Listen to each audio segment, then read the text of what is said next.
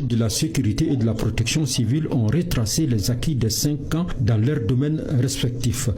Au cours des 5 dernières années, son Excellence, le général d'armée Assimi Goïta, a fait de l'armée malienne ce qu'elle n'a jamais été. Une force qui recrute, qui se forme, qui s'équipe, qui se construit et qui gagne. D'importants efforts ont été engagés pour renforcer les capacités des forces armées dans un contexte géopolitique particulièrement difficile. Les forces armées ont bénéficié d'une priorité stratégique à travers le renforcement des effectifs, l'acquisition d'équipements modernes et l'amélioration des capacités opérationnelles, toutes choses ayant permis leur montée en puissance.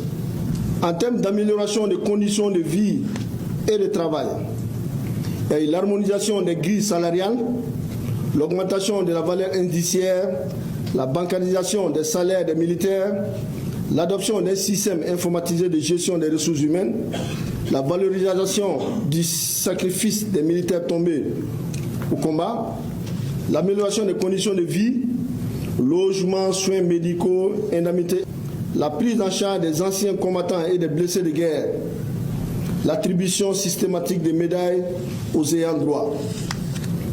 En termes d'équipement, investissement réalisé dans le cadre des équipements lourds, des véhicules de transport de troupes, des véhicules de transport logistique, d'avions de chasse, d'hélicoptères de combat, d'artillerie, de véhicules blindés, d'équipements de communication et de protection, etc. La formation, l'entraînement ont constitué un pilier central de la montée en puissance des forces armées maliennes.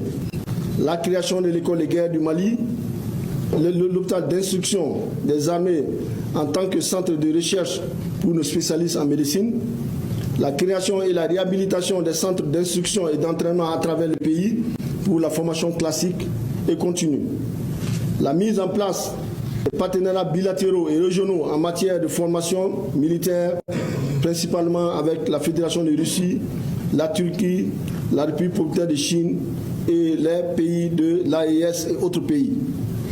Nouveau camp militaire, extension du maillage territorial, avec un financement spécial de la présidence, un vaste programme de construction de nouveaux camps a été lancé à travers le pays. Sont implantés dans plusieurs régions, notamment la région de Bougouni, Koutiala, San, Kita, Djema, déjà opérationnels, et Nyoro du Sahel en cours, Konobougou et Djoïla. Ces 5 dernières années, au compte seulement de la police et de la protection civile, nous avions recruté plus de 15 000 personnes. Précisément 15 183 personnes. Dans le domaine des infrastructures,